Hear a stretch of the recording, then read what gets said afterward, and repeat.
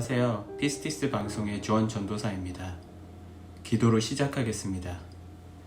사랑이 많으신 하나님 아버지, 마가복음 1장을 통해 주 예수 그리스도의 복음의 시작이 우리 삶 가운데 얼마나 중요하고 소중한 시간인지 말씀을 묵상하는 이 시간에 성령님께서 함께하여 주셔서 우리 가운데 임재하여 주시옵소서. 이 모든 말씀 예수님 이름으로 기도했습니다. 아멘.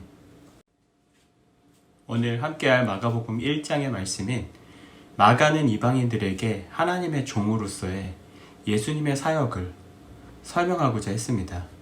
본서는 행동의 복음으로 일컬어지는데 이것은 세례 요한의 사역과 그것에 연이은 예수님의 활동을 기록하는 첫 장에서부터 확인됩니다.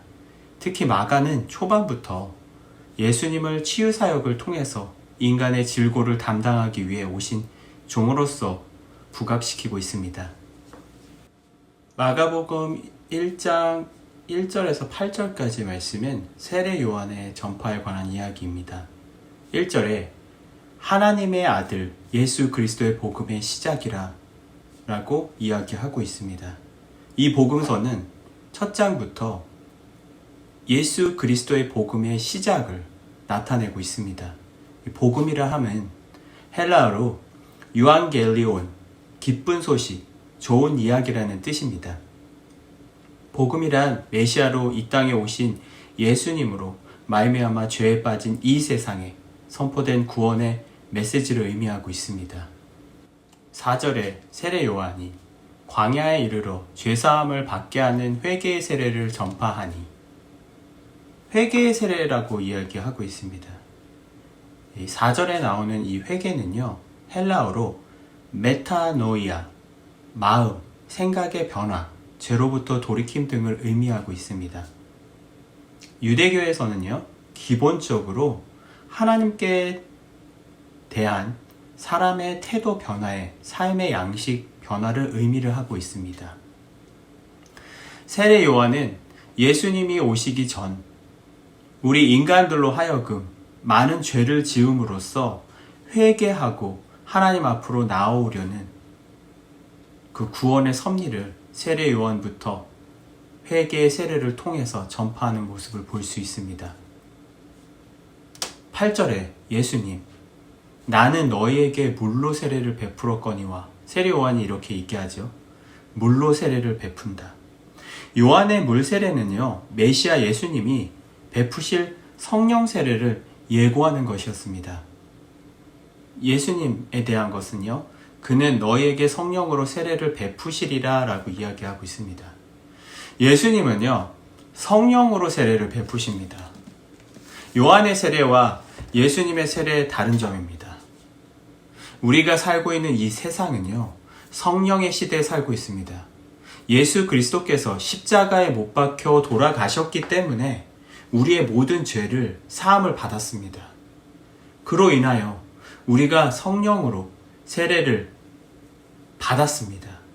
우리 안에는요, 값없이 죄를 사함을 받았다는 것을 의미하고 있습니다. 요한의 물의 세례는요, 예전 것은 지나갔으니 보라 새 것이 되었도다라는 말처럼 옛사람을 버리고 회개함으로 하나님 앞에 다가오는 것을 의미하고 있습니다. 그러나 우리 인간의 삶을 살다 보면요, 많은 죄 가운데 살게 됩니다. 우리는 많은 죄를 어제도 짓고 오늘도 짓고 내일도 질 것입니다. 이러한 죄인 가운데서 예수님의 성령의 세례는요, 영원한 우리 죄악성을 사하여주는 회개의 세례를 우리에게 값없이 주신 놀라운 하나님의 섭리가 이 가운데 있음을 알 수 있습니다. 9절에서 11절까지의 말씀은 예수님의 세례 받으심을 이야기하고 있습니다. 10절에 보시면 곧 물에서 올라오실 새 하늘이 갈라짐과 예수님이요, 세례 요한으로부터 받습니다. 그 가운데서 하늘이 갈라지는 역사를 보고 있습니다. 그리고 성령이 비둘기같이 자기에게 내려오심을 보시더니 예수님은 물로 세례를 받았지만 하늘로부터 내려지는 성령의 비둘기 같이 내려오는 성령의 인치심을 받게 됩니다.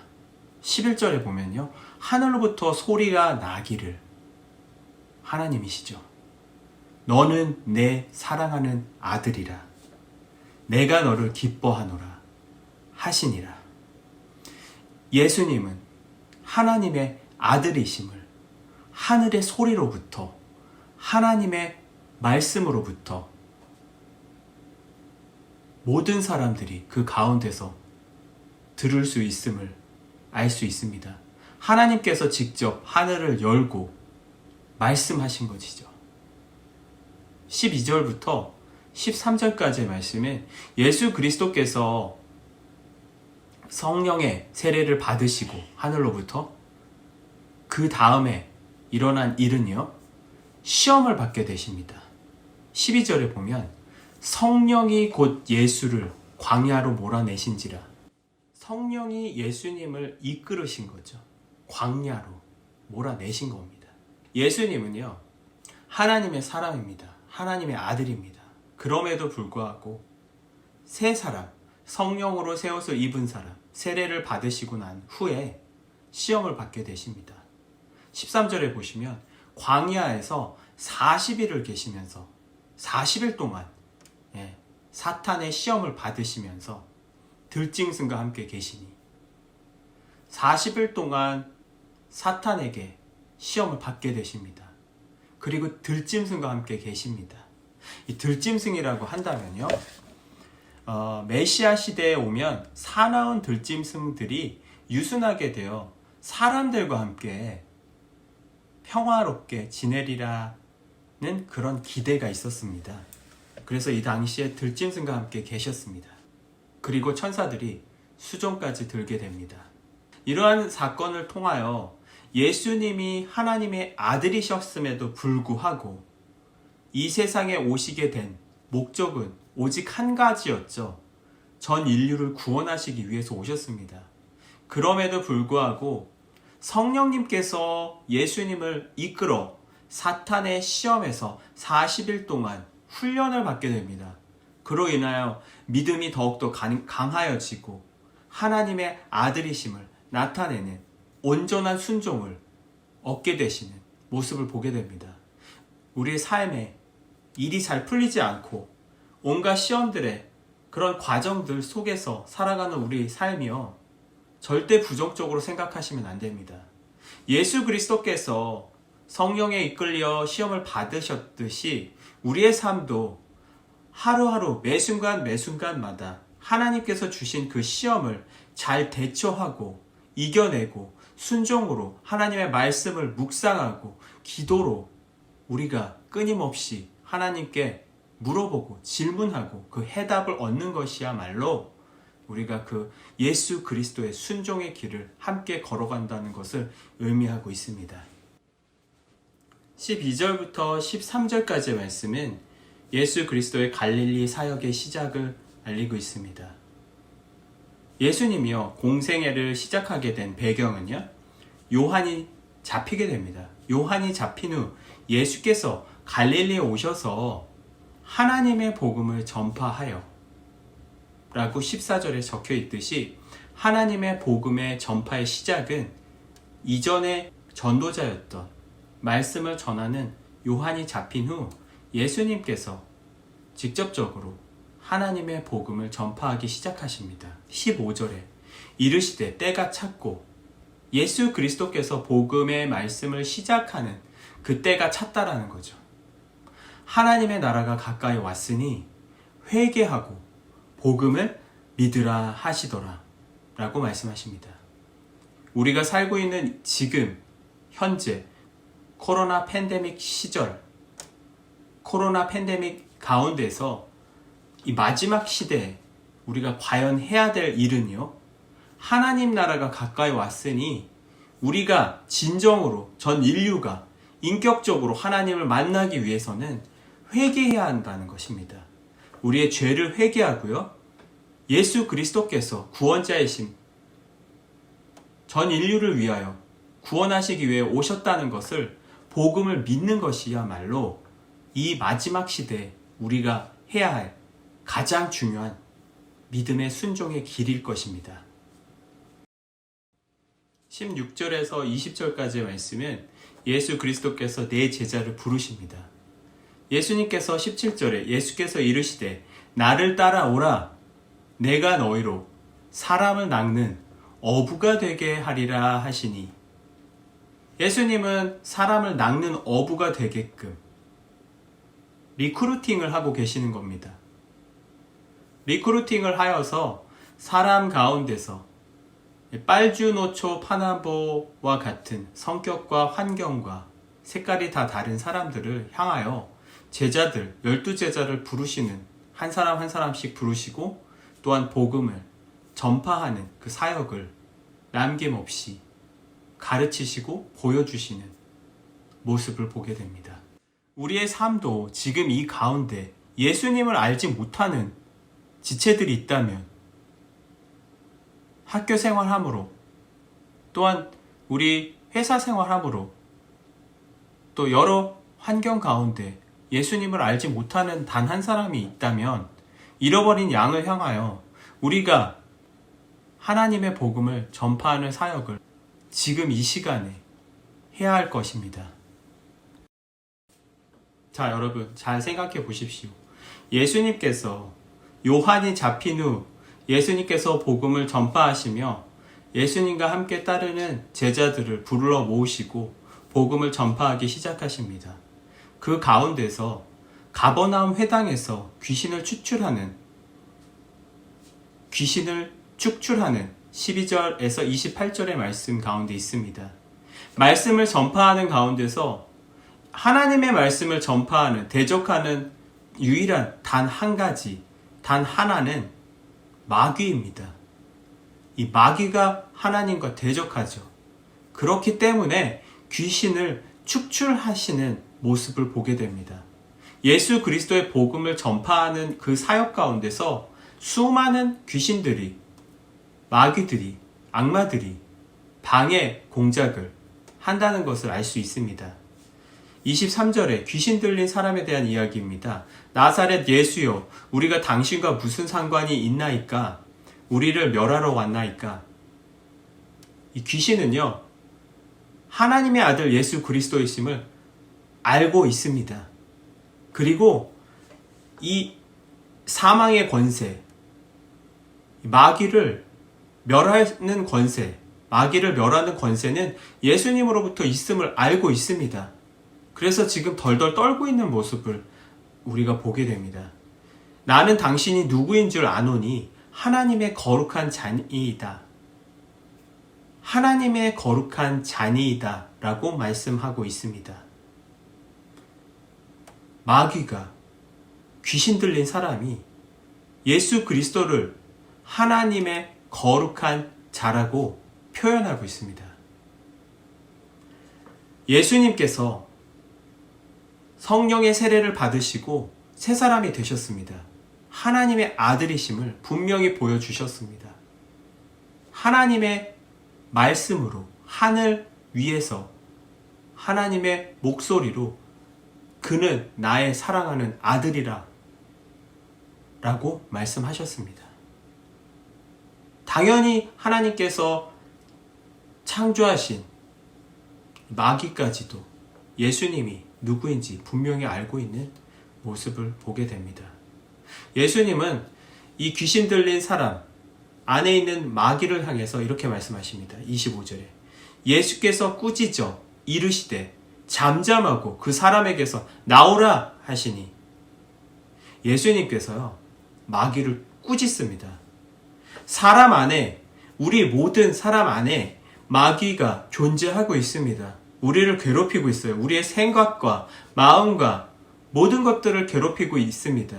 그러나 우리가 손을 뻗어 하나님 앞으로 나아가게 된다면 하나님께서 그 마귀를 꾸짖고 그 잠잠하고 사람의 그 내 안에 있는 이 나쁜 존재들, 사악한 마음들을 쫓아내십니다.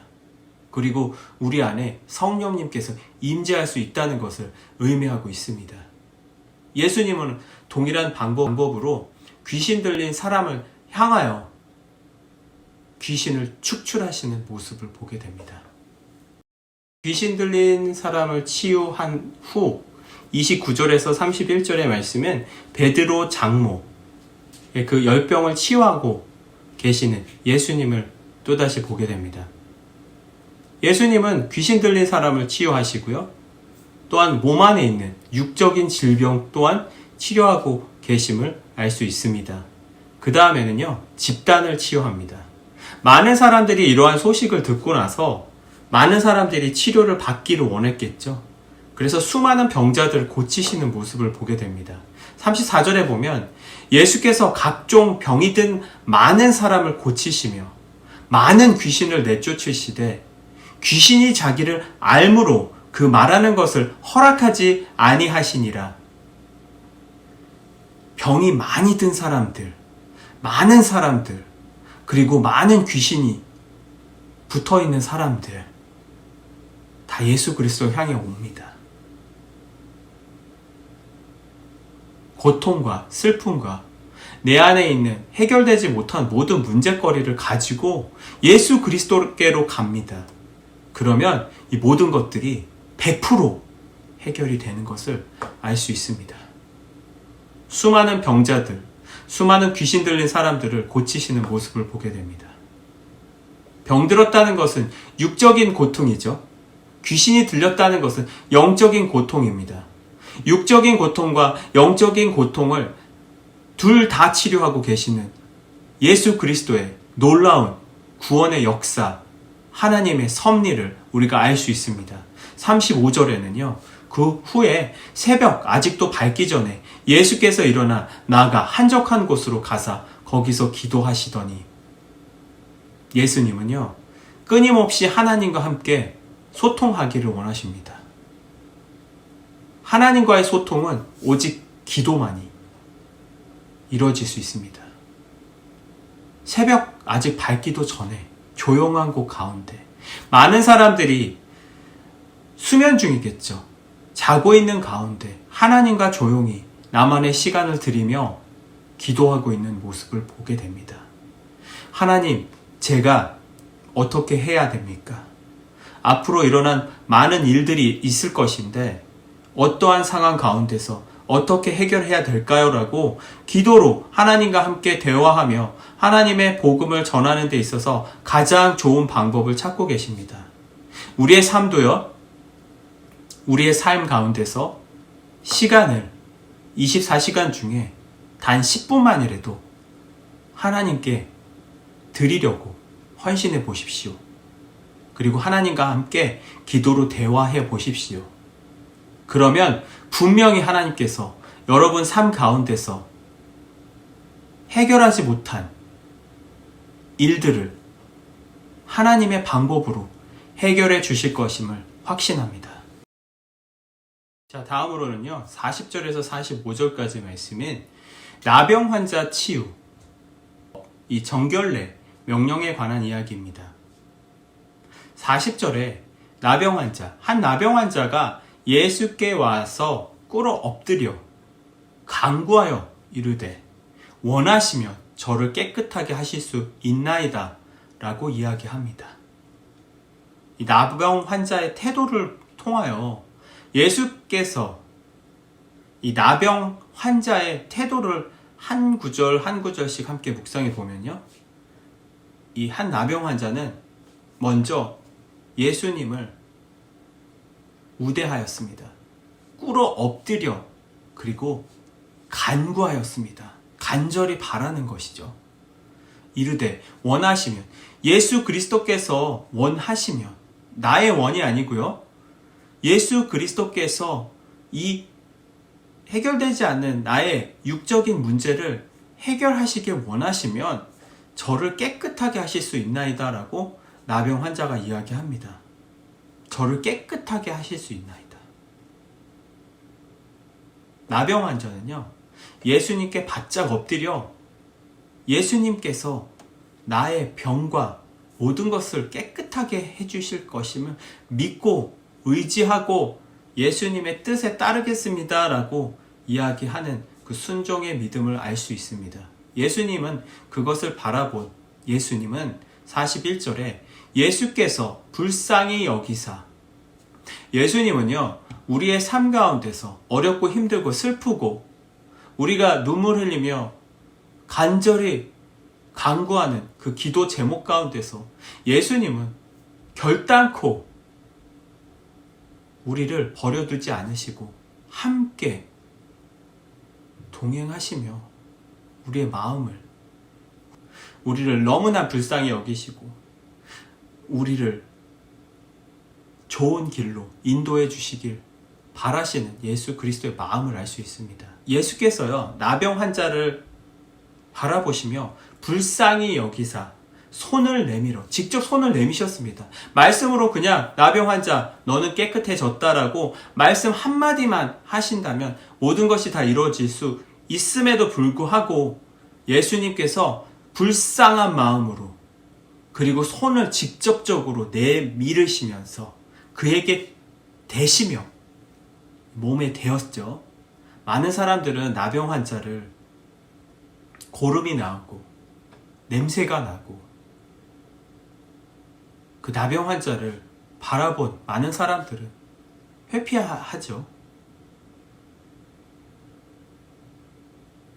그럼에도 불구하고 예수님은 직접 자신의 손을 내미시며 그에게 대시며 이르시되 내가 원하노니 깨끗함을 받으라 하시니, 예수님의 말씀 가운데서 이렇게 말씀하십니다.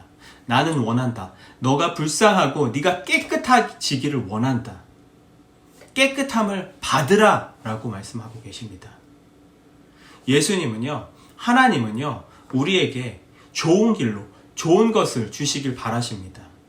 근데 깨끗함을 받으라 라고 말씀하신 것처럼 네, 알겠습니다. 받겠습니다 라는 우리가 순종하지 않으면 이 일이 이루어지지 않습니다, 여러분. 그러나 나병 환자는 네, 깨끗함을 받겠습니다. 아멘으로 다가가는 나병 환자의 순종의 모습을 이 말씀 가운데서 얻을 수 있습니다. 하나님 나라가 가까이 왔습니다, 여러분. 코로나 팬데믹 가운데 인도 지역에서는 수천 명의 사람들이 하루에 매일같이 죽어가고 있습니다. 많은 영혼들이 죽어가고 있습니다. 하나님의 나라는 하나님의 통치를 뜻합니다. 가까웠다고 하는 말은 이 두 가지로 해석할 수 있습니다. 역사가 완결되어 하나님의 종말, 통치가 가까운 장래에 곧 실현될 것을 의미하고 있습니다. 두 번째 의미는요, 그 통치는 예수님의 인격과 활동으로 이미 실현되고 있습니다. 이 두 가지는요, 종말론적 통치의 미래성과 현재성으로 예수님은 이 두 가지를 모두 강조하셨습니다. 하나님의 나라는 지금 이미 시작되기도, 하나님의 나라는 여러분, 우리가 살고 있는 지금 이 지구상의 삶 가운데서도 진행되고 있습니다. 우리가 얼마나 가까운지는 알 수 없으나 이 지구상에 벌어지는 많은 일들을 통해서 곧 올 메시아를 우리가 느끼고 살아가고 있습니다. 지금 이 한순간 한순간이 하나님께서 우리를 통하여 바라시는 삶을 살아드리지 않는다면 우리의 삶의 진정한 의미는 무엇일까요? 우리가 원하는 집과 원하는 차와 원하는 음식을 먹는다고 이 세상 가운데서 진정한 의미를 찾을 수 있을까요? 그렇지 않습니다. 지금 하나님이 전 인류를 바라시고 명령하시는 가장 중요한 목적은 우리의 죄를 회개하고 하나님 앞으로 나아오는 예수 그리스도께서 유일한 구원자이시고 하나님과 함께 영생을 누리길 바라시는 하나님의 그 목적을, 하나님의 그 진리를 우리는 깨달아야 할 것입니다.